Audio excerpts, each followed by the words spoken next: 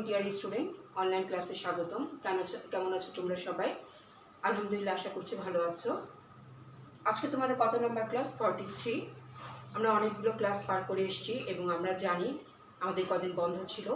আমি তোমাদেরকে বারবার বলেছি তোমরা যখন যে অধ্যায়টা পড়বে তার আগে, যখন যেটা শুরু করবে তার আগে কী পড়িয়েছিলাম তার আগে ক্লাসটা দেখবে, না হলে মনে থাকে না।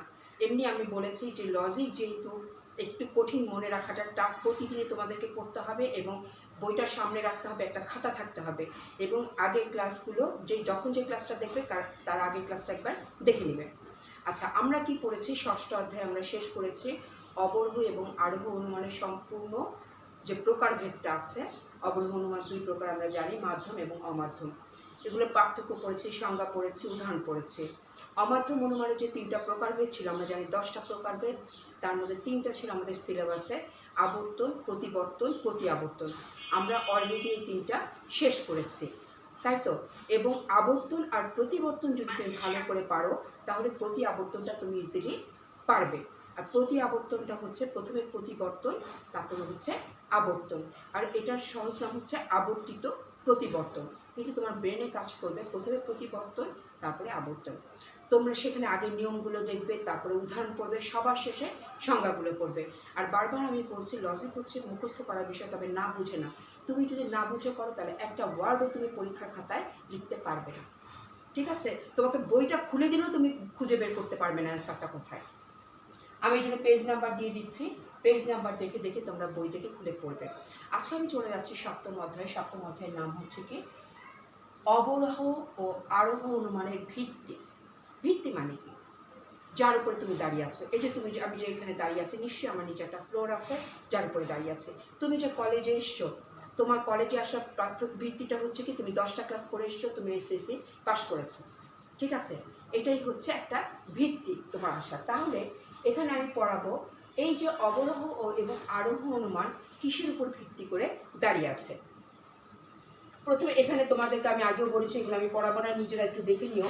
শিখন ফলে কি কি আছে, কি কি পড়বে। ম্যাক্সিমাম টিচাররা কিন্তু কোশ্চেন করে শিখন ফল থেকে। এটা যদি তুমি স্কিপ করে যাও তাহলে তুমি বুঝতে পারবে না। তাহলে আমি কি কি পড়াবো এখানে দেখে নিবে। প্রথমে হচ্ছে আরোহ। আচ্ছা, এখানে আরোহ সম্পর্কে ডিটেলস আছে, আমি ডিটেলস না গিয়ে আরোহের ইংরেজি শব্দটাকে আগে পড়ে নিবে। সৃজনশীলে প্রথমেই দেয় আরোহের ইংরেজি শব্দ কি, এখানে আমি আর লিখলাম না। হ্যাঁ, আরোহের ইংরেজি শব্দ হচ্ছে ইন্ডাকশন, এবং আর এটার ভিত্তিকে প্রবর্তককে ল্যাটিন শব্দ থেকে এসছে এপাগক।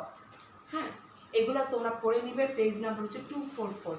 এগুলো নিজেরাই পড়তে পারবে এমসিকিউ এবং সৃজনশীলের জন্য। আরোহের ইংরেজি শব্দ কি, আমি আরো দিয়ে শুরু করব। ইংরেজি কোথা থেকে এসছে? ল্যাটিন শব্দ এপাগক থেকে এসছে। আচ্ছা, যুক্তিবিদ্যার জনক গ্রিক দার্শনিক অ্যারিস্টটল হচ্ছে এই শব্দের উদ্ভাবক। আচ্ছা, তারপরে আমি সরাসরি সংজ্ঞায় চলে যাই। এখানে অনেক ডিটেলস আলোচনা আছে। দেখো, অ্যারিস্টটলের দর্শনে আমরা আরোহের বিষয় নিয়ে আলোচনা দেখতে পাই। আধুনিক পাশ্চাত্য দার্শনিক মিল, বেকন, হয়েস, বেন, কার্ভেথ্রিড, অভিজ্ঞতাবাদের দার্শনিক ডেভিড হিউম প্রমুখের চিন্তা চেতনায় আরোহ সম্পর্কিত আলোচনা বিকশিত হয়। তাদের চিন্তা চেতনায় আমরা দেখতে পাই আরোহ অনুমান অভিজ্ঞতা ভিত্তিক অনুমান। এই অনুমানের বাস্তবতা নির্ভর করে ঘটনার পর্যবেক্ষণের উপর।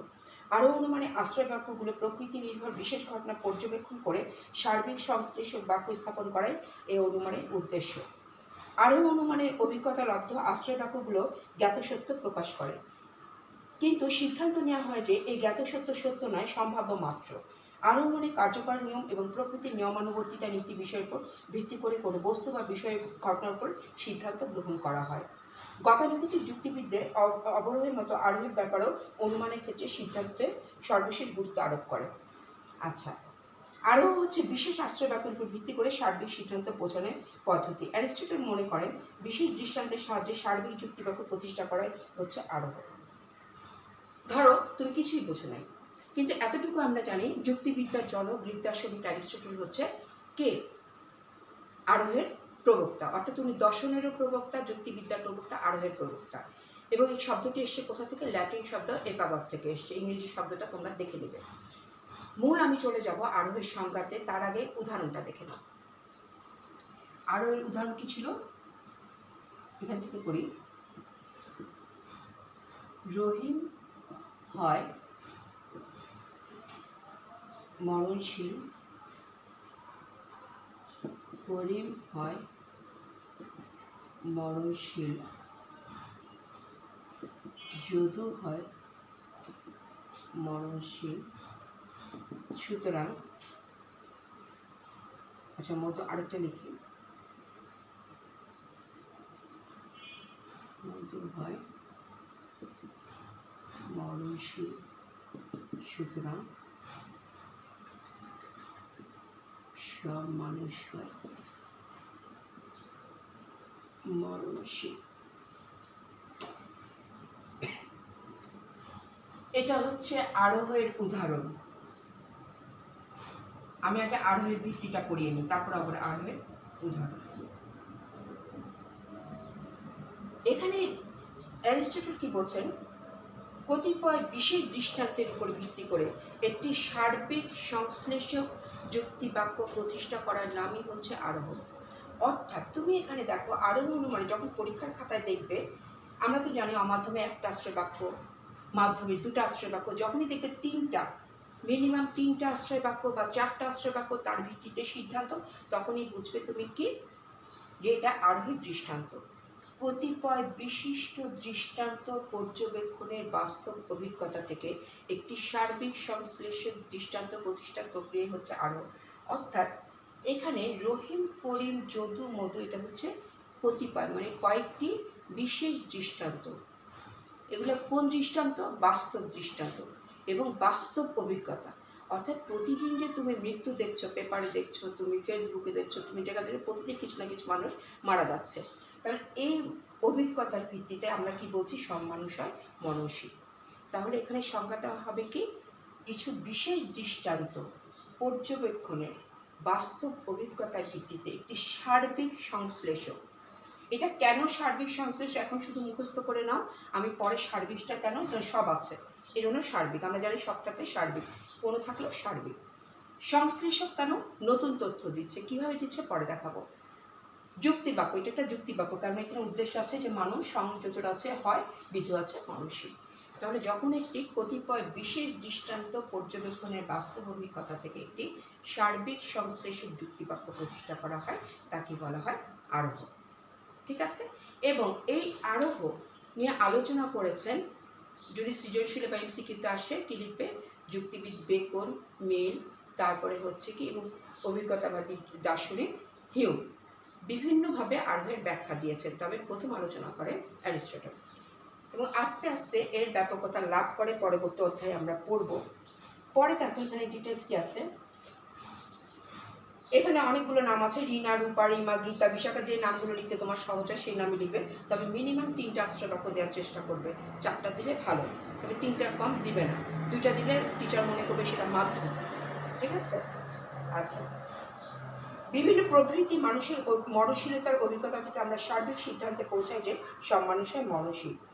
আরোহ অনুমানের মূল উদ্দেশ্য হলো অভিজ্ঞতার মাধ্যমে বাস্তব জগতের বিশেষ বিশেষ ঘটনা সম্পর্কে যে জ্ঞান লাভ করা হয় তার উপর ভিত্তি করে একটি সমগ্র জাতি বা শ্রেণী সম্পর্কে প্রযোজ্য এরূপ একটি সিদ্ধান্তে পৌঁছানো। অর্থাৎ আরোহ অনুমানের মূল লক্ষ্য হচ্ছে, আমি সহজ ভাষায় বলছি, সব লেখার দরকার নেই, যে তুমি কিছু দৃষ্টান্তের বাস্তব অভিজ্ঞতার ভিত্তিতে একটা সার্বিক সিদ্ধান্ত প্রতিষ্ঠা করলে যে এই বাস্তব কথাগুলো যদি সত্য হয়, রহিম যদি মারা যায়, ধরো আজকে যে মারা গেছে সে রহিম, কালকে যে মারা গেছে সে করিম, পরশু যে মারা গেছে সে যদু, এই যে বাস্তব যে দৃষ্টান্ত এগুলো যদি সত্য হয় তাহলে সিদ্ধান্তটাও তোমার সত্য হবে। অর্থাৎ আরোহ অনুমানের মূল লক্ষ্য হচ্ছে বস্তুগত সত্যতা অর্জন করা। অর্থাৎ বিশেষ বিশেষ দৃষ্টান্তগুলো যদি বস্তুগতভাবে সত্য হয় তাহলে সিদ্ধান্তটা তোমার কী হবে, বস্তুগতভাবে সত্য হবে। এটাই হচ্ছে আরোহ অনুমানের মূল লক্ষ্য। আচ্ছা, আরোহর লক্ষ্য হলো বস্তুগত সার্বিক সত্য প্রতিষ্ঠা করা, এখানে বইতে যেটা আছে। তাহলে তোমার ব্রেনে থাকবে কি, এই বিশেষ দৃষ্টান্তগুলো যদি সত্য হয় তাহলে সিদ্ধান্তটাও সার্বিকগতভাবে সত্য হবে। যুক্তিবিদ মিলের মতে আরও হচ্ছে সেই মানের প্রক্রিয়া, মনে সেই প্রক্রিয়া যার সাহায্যে আমরা অনুমান করি, যাকে আমরা বিশেষ ক্ষেত্রে সত্য বলে জানি তা সব ক্ষেত্রে সত্য হবে। আচ্ছা, তোমরা ফাউলারের সংজ্ঞাটাই মুখস্থ করো। ফাউলারেরটাই হচ্ছে মেন, বা নিচে দৃষ্টান্তের নিচে একটা সংজ্ঞা আছে, হ্যাঁ, সেই সংজ্ঞাটাই দাও। বিশেষ থেকে সার্বিকে, নির্দিষ্ট থেকে অনির্দিষ্ট, নিরীক্ষিত থেকে অনিরীক্ষিত গমন করার প্রক্রিয়াকে আরও বলে। অর্থাৎ 245 অনেক যেগুলো আছে তোমরা রিডিং করে নিবে। 245-এর একেবারে নিচে দেখবে পেজ নাম্বারে, আর ওই বৈশিষ্ট্যের উপরে যে সংজ্ঞাটা আছে সেটাই লিখবে। বিশেষ থেকে সার্বিকে,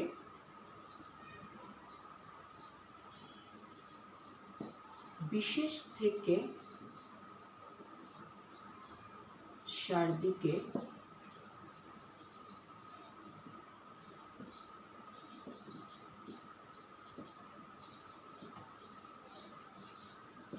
নির্দিষ্ট থেকে অনির্দিষ্টে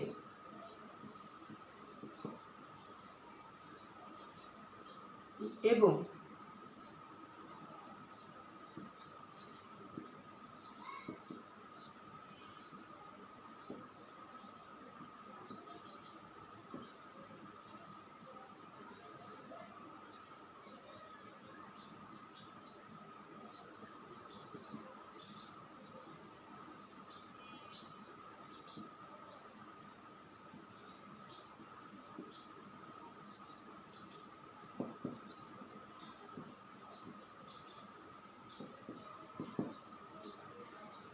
অর্থাৎ আরও হচ্ছে কি পেজ নাম্বার 245-এর নিচের দিকে দেখবে সবগুলো উদাহরণে পড়ে। উদাহরণটা আগে সামনে রাখবে। নিরীক্ষিত বিশেষ থেকে সার্বিকে, তুমি দেখো এগুলো হচ্ছে বিশেষ থেকে সিদ্ধান্তটা হচ্ছে সার্বিক। হ্যাঁ, বিশেষ থেকে সার্বিক। আমি উদাহরণটা যদি না দেখতে পাও আমি পরে আবার সংজ্ঞাটা আমি আবার পরে সংজ্ঞাটার উপর লিখে দিব। আগে দেখো আর 245 পেজের নিচে দেখবে মেইন সংজ্ঞা। উদাহরণটা ধরে ধরে পড়বে। বিশেষ থেকে সার্বিকে নির্দিষ্ট, এখানে হচ্ছে নির্দিষ্ট, রহিম করিম যদুর মধ্যে নির্দিষ্ট এখানে আছে সব। নির্দিষ্ট থেকে অনির্দিষ্টতে, নিরীক্ষিত থেকে, অর্থাৎ রহিম করিম যদুর মধ্যে তুমি দেখতে পাচ্ছ, যেন বলছে নিরীক্ষিত থেকে। আর সব মানুষের ভবিষ্যতের যে মানুষের মননশীল সেটাকে তুমি দেখতে পাবে না, সেটা হচ্ছে অনিরীক্ষিত। তাহলে বিশেষ থেকে সার্বিকে, নির্দিষ্ট থেকে অনির্দিষ্ট, নিরীক্ষিত থেকে অনিরীক্ষিত গমনের যে প্রক্রিয়া তাকে বলা হয় আরোহ। তাহলে আরোহের এই সংজ্ঞাটা একেবারে যতদিন পর্যন্ত লজিক থাকবে পড়বে ততদিন যেন এই সংজ্ঞাটা মনে থাকে। ঠিক আছে, এটা হচ্ছে মূল সংজ্ঞা। এখন আমি চলে যাব বৈশিষ্ট্য।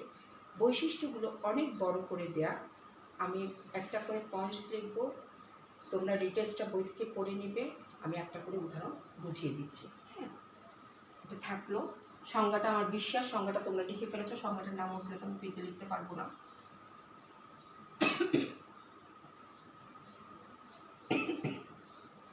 মনে রাখো, রহিম করিম যদু মধুর মৃত্যু, তারপর হচ্ছে সব মানুষের মননশীল। আর সংজ্ঞাটা হচ্ছে কি, আবারও বলছি লিখিতে, বিশেষ থেকে সার্বিকে, নির্দিষ্ট থেকে অনির্দিষ্ট, বিশেষ হচ্ছে রহিম করিম, নিরীক্ষিত হচ্ছে রহিম করিম। তাহলে বিশেষ থেকে সার্বিক, নির্দিষ্ট থেকে অনির্দিষ্ট, নিরীক্ষিত অনিরীক্ষিত যাওয়ার যে প্রক্রিয়া তাকে বলা হয় আরোহ। আচ্ছা, বৈশিষ্ট্য। আচ্ছা, আরোহের বৈশিষ্ট্য নয় তো বুঝবে না কিসের বৈশিষ্ট্য।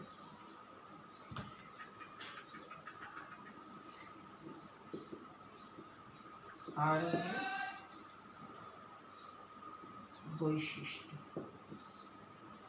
1 নম্বর। প্রথমে বলছে সার্বিক যুক্তি বাক্য হয়। সার্বিক, ও আচ্ছা, সিদ্ধান্ত কথাটা লিখতে হবে, তো অনেক বড় হয়ে যাবে।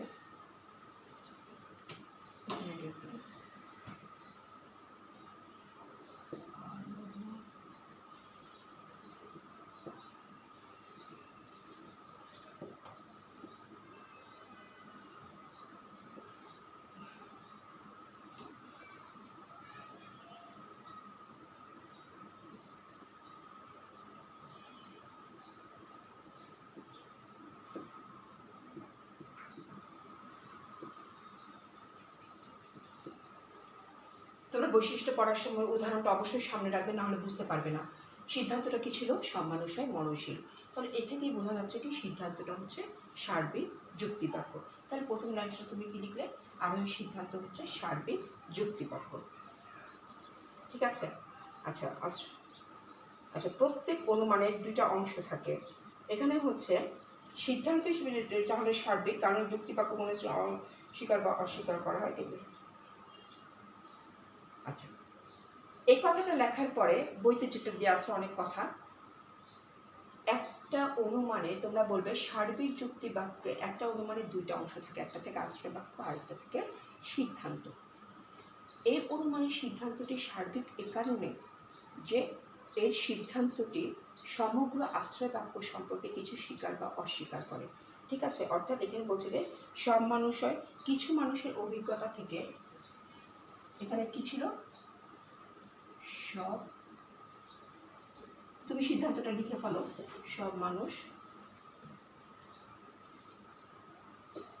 হয় মরণশীল। হ্যাঁ, এটা লেখার পরে তুমি 2 লাইন লিখলে চলবে, ডিটেলস লিখতে হবে না। এখানে বিধ মরণশীল, এখানে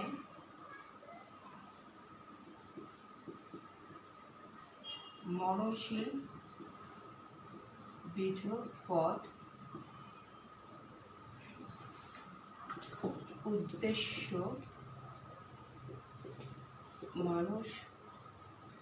মানুষ সম্পর্কে স্বীকার। এখানে যখন দেখছো সব মানুষ হয় মরণশীল, তুমি কি বলবে? এখানে বিধেয় পদ মানুষই সমগ্র উদ্দেশ্য সম্পর্কে, মানুষ সম্পর্কে স্বীকার করছে, তাই এই সিদ্ধান্তটা সর্বদাই সার্বিক যুক্তিবাক্য। আর ভিতরে আরো ডিটেলস আছে, এখানে পড়ে নেবে। হ্যাঁ, কেননা সার্বিক যুক্তিবাক্যে বিধটা সবসময় সমগ্র উদ্দেশ্য সম্পর্কে স্বীকার করে। 2 নম্বরে হচ্ছে সংশ্লেষক যুক্তিবাক্য।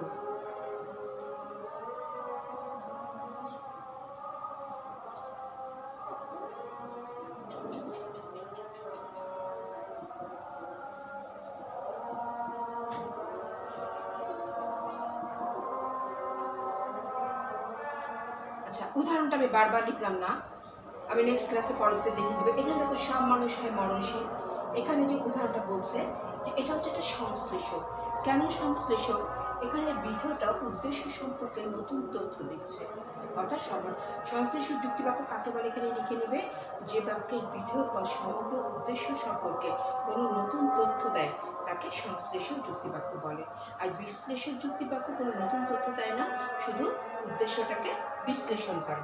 হ্যাঁ, তাহলে তুমি বলবে এই যুক্তিবাক্যের সিদ্ধান্ত সবসময় সংশ্লেষক, কেননা বিধটা উদ্দেশ্য সম্পর্কে নতুন তথ্য দেয়। কিন্তু তুমি যদি এখানে নিতে সব মানুষ হয় বুদ্ধিবৃত্তি সম্পন্ন প্রাণী, তাহলে এটা কী হতো? মানুষ বলতে আমরা বুদ্ধিবৃত্তি বুঝি, আর বুদ্ধিবৃত্তিকে সেটা বললেও আমরা বুঝি যে সেটা হচ্ছে মানুষ। ঠিক আছে? তাহলে ওটা হচ্ছে সংশ্লেষক, ওটা হচ্ছে বিশ্লেষক। তাহলে আমি নেক্সট ক্লাসে সংশ্লেষক বিশ্লেষক এটা বুঝিয়ে দিব। ঠিক আছে? তাহলে তোমাদের আমি এতটুকু আজকে পড়ালাম 7ম অধ্যায়ের। তোমরা আরোহ কাকে বলে ভালো করে পড়বে, একেবারে আরোহের উদাহরণটা পড়বে। গত যে 6ষ্ঠ অধ্যায় 7ম অধ্যায় আছে সেখান থেকে ছোটো ছোটো করে নিবে। আর এখান থেকে বৈশিষ্ট্য থেকে তুমি, এখানে আমি 2টো বৈশিষ্ট্য পড়িয়েছি, ডিটেলস একটু পড়ে ফেলবে। আর নেক্সট ক্লাসে যেন আমার ক্লাসটা নিতে সুবিধা হয়, আমি বলবো যে পরবর্তী যে বৈশিষ্ট্যগুলো আছে, তোমাদের এখানে টোটাল বৈশিষ্ট্য আছে কয়টা? 8টা বৈশিষ্ট্য আছে। তোমরা বৈশিষ্ট্যগুলো একটু রিডিং করে ফেলবে, তাহলে তোমাদের বুঝতে সুবিধা হবে। ঠিক আছে? আজকে এ পর্যন্তই। ভালো থাকো সবাই। আল্লাহ হাফেজ।